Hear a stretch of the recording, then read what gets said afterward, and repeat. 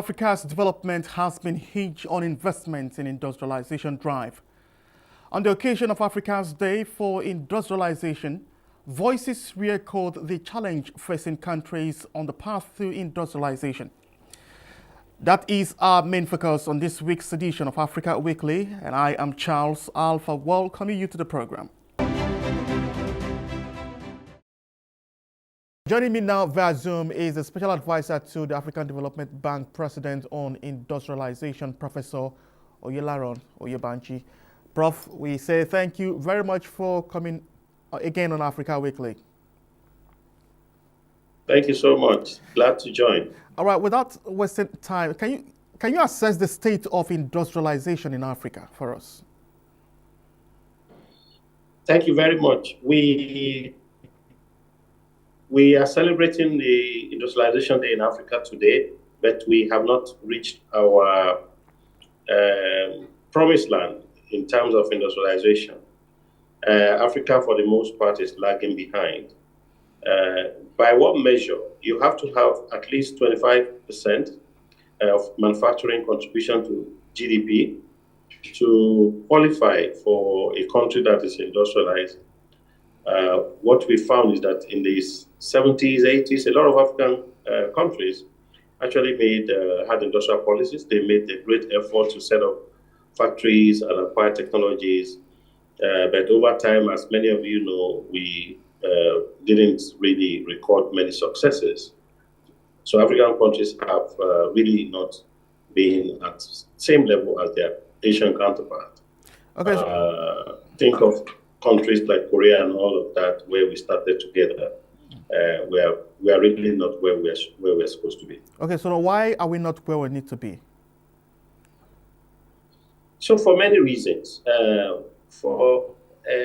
Many countries started with developing their rural and industrializing their rural areas, starting with the most basic structures, industries like textile, garment, leather, shoes, and all of those consumer goods industries. And then they graduated to much more complex technologies, much more complex products. Go back again to dealing with the way forward on the issues why Africa is not where it ought to be. But we will get back to that. But for now, can you just tell us, why is the African Day of Industrialization so important?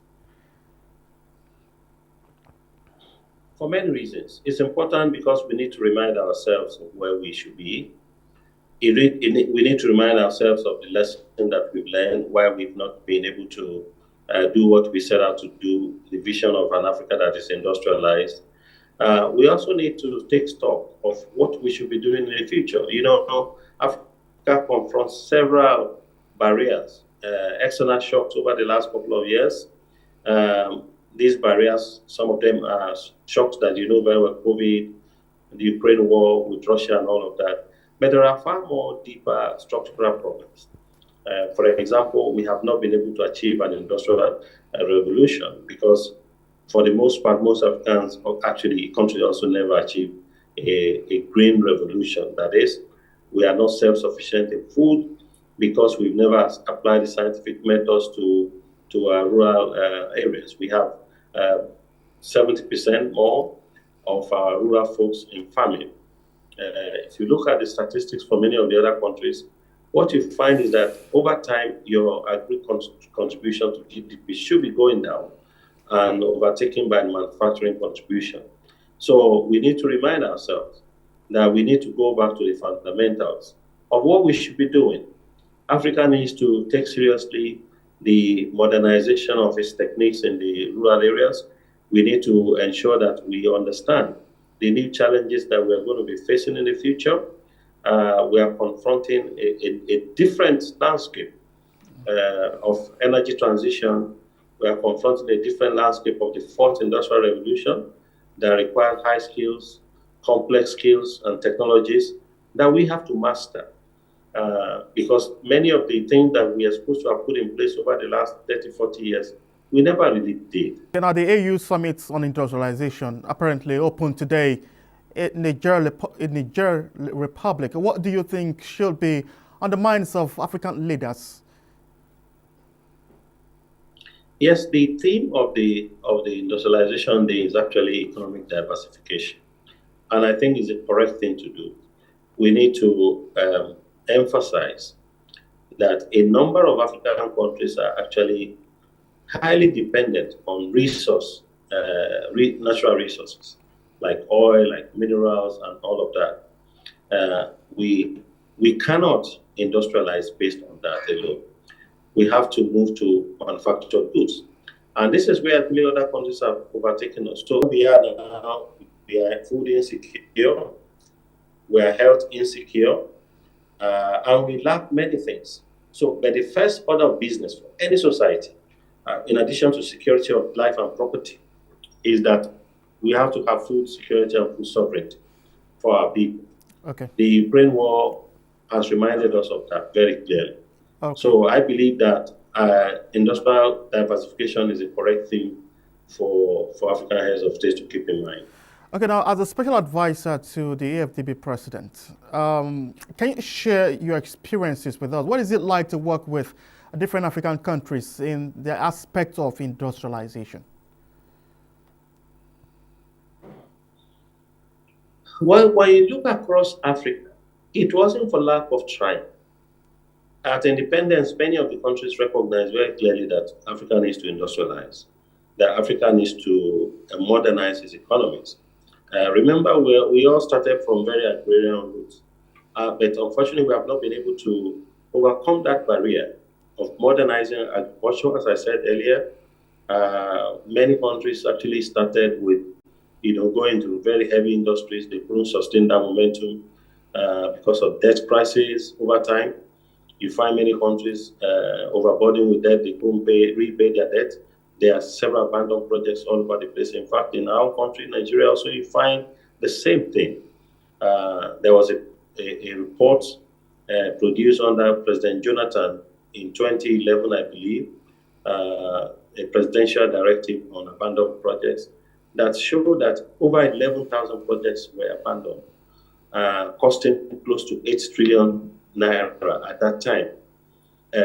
Because we just couldn't sustain the momentum of industrialization. Many of these were actually industrial projects, fertilizer projects, machine tools projects, automotive, all over the landscape of Nigeria. You look around and you find that the biggest disservice we did to ourselves was that we never sustained the vision. What has been the AFDB's intervention level in helping African countries over the challenges, the face on the path of industrialization? Remember earlier when you were talking, I did say that we will return back to, this same aspect when you first of all said Africa is not where it's supposed to be yet. So now, how do we get there? No, thank you. The bank has one of its pillars. One of the pillars of the bank is actually industrialize Africa. The bank has all these clear pillars: feed Africa, industrialize Africa, integrate Africa, and also improve the lives of African people. So industrialize Africa is central to what the African Development Bank is doing. So the bank has actually come up with its own industrial policy documents, which have been shared with many of our regional member states. The bank has sustained investment in industrial projects. For example, like the special agro-industrial processing zone that we are doing in Nigeria, the bank has invested in pharmaceuticals because pharma, for example, is an industrial issue. If you don't have a strong industrial base, you cannot manufacture your drugs. The bank has invested in all manner of fourth industrial revolution technologies for young people. In Nigeria, you have the iDice, which is innovation and also involving the entertainment industry. With its booming young population that account for about 60% of all of the continent's jobless, Africa needs to create about 15 million new decent jobs yearly to boost intra-African trade through industry business level competitiveness. On the occasion of African Industrialization Day, recently celebrated emphasis is on the role of technology in driving small startups. Africa industrialization has been a clamor on the continent's governments to renew their commitment towards inclusive and sustainable industrialization and economic diversification. As the Black World's development, survival and success story depends on how seriously and important its leaders take industrialization and implementation of its policies. It focuses on emerging startups evolving through information technology. It is important for our country to industrialize in order to provide employment opportunity for their future and present teeming youth. For Mustafa Suleiman, a cobbler in the UTC area of Abuja, who is dedicated to this trade, he maintains that enabling business environment is all he needs with the right technology to enhance production. Some boy who are teaching them plenty, why they open their own different size. So up to now, I still teach people. Observers say aspiration begins with government implementing national industrial policies that stimulate investments into sectors that are both competitive and labor-intensive.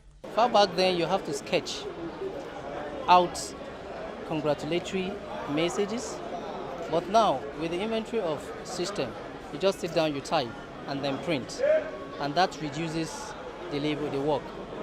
So if you are to produce, informally you are producing 2-3 in an hour. Now you can produce at least 100. We have all the natural mineral resources in Nigeria that we can pick and use in our local industries here. Proliferation of industries, observers say, will not just boost the economy, will bring about innovations. For instance, this is the top-notch quality shoe produced here in Nigeria. To be precise, here in UTC. People like Mustafa Suleiman are saying that with industrialization, they will be better off.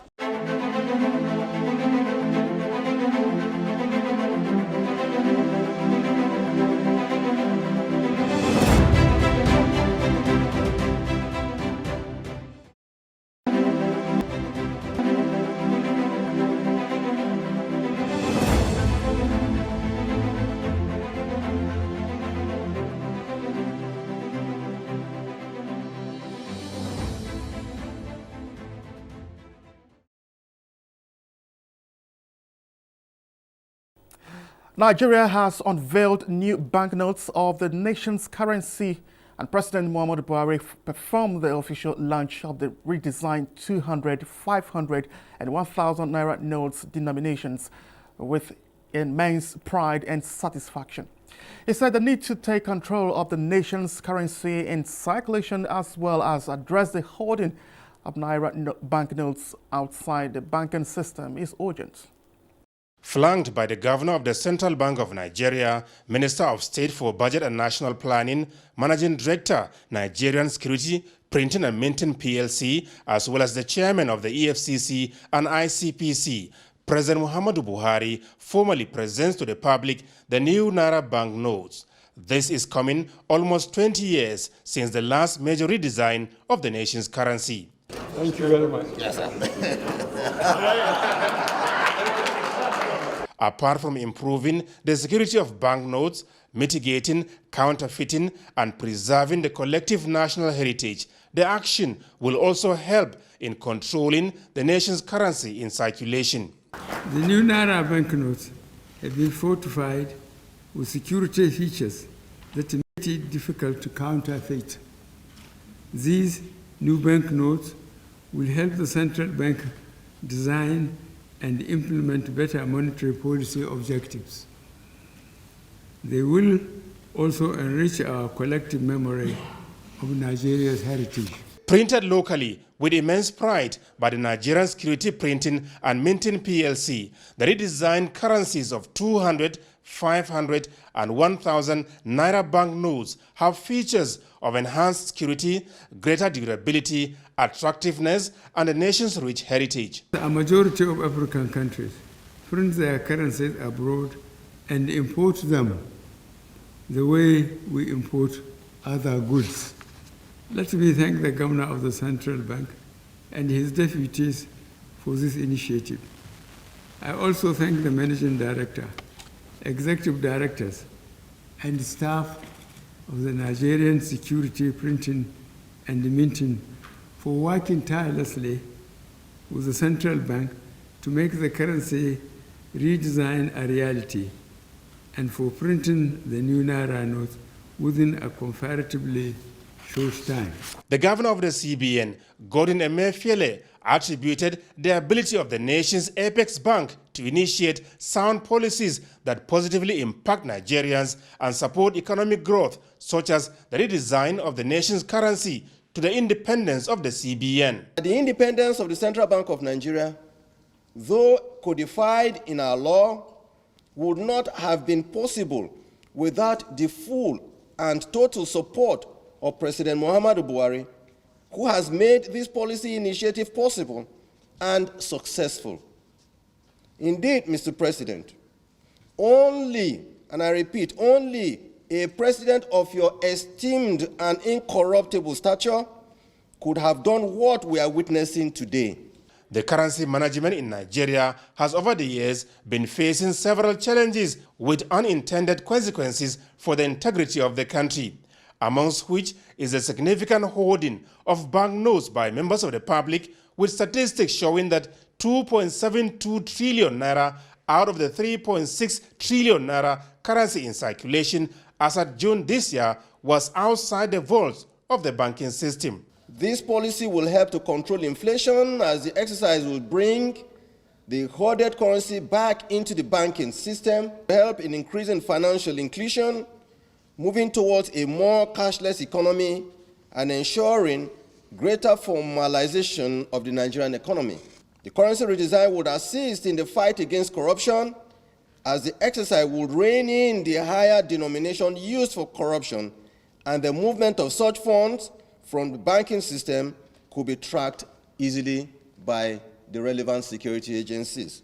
The launch of the new banknotes, the governor said, will also help with better design and implementation of monetary policy, as the nation will have much more accurate data on money supply and monetary aggregates.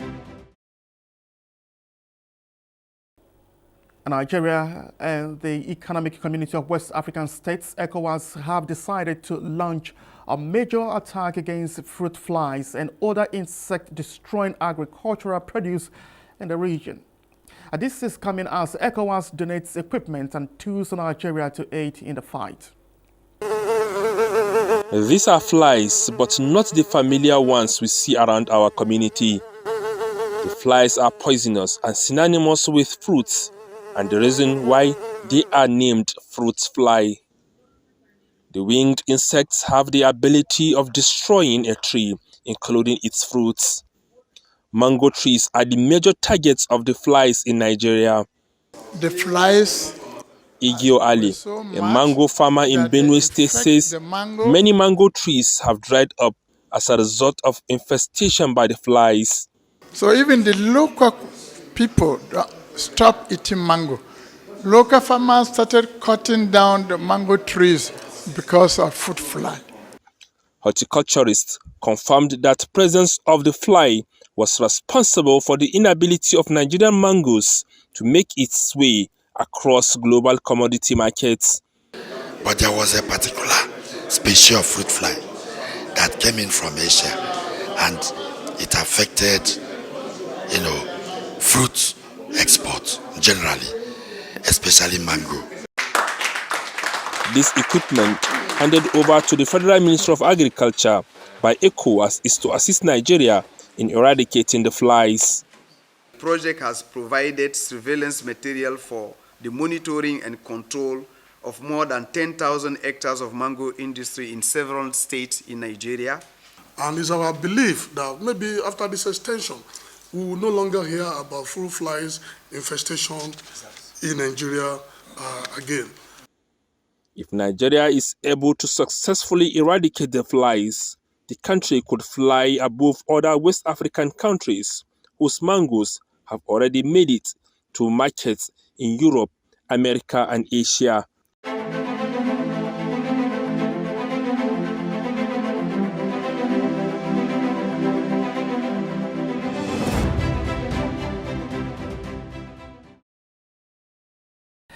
Now, the bond that exists between Nigeria and China has again been strengthened with the launch of the Contemporary World Nigeria by the International Department of China and the Institute for Peace and Conflict Resolution.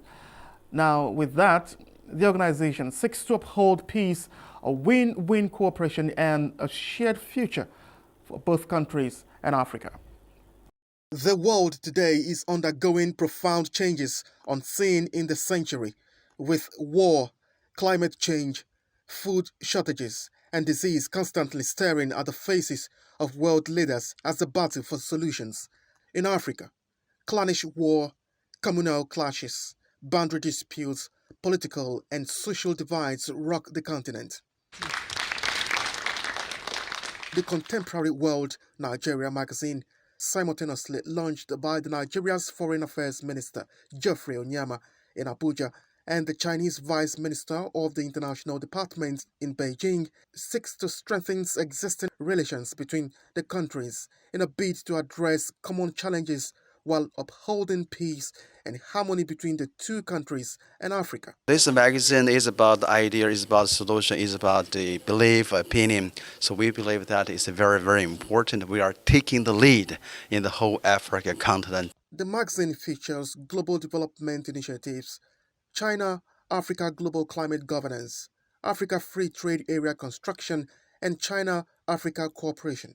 There's a commonality, terrorism in particular. And so the launching of this magazine is also, a way to also make their contribution in the search for peace and security. Our ideas presented, we present it in policy form and government uses it would definitely have serious impact in dealing with issues of insecurity. China is launching the magazine for the first time outside its shores after Nigeria warded off 6 other nations to have its own launch.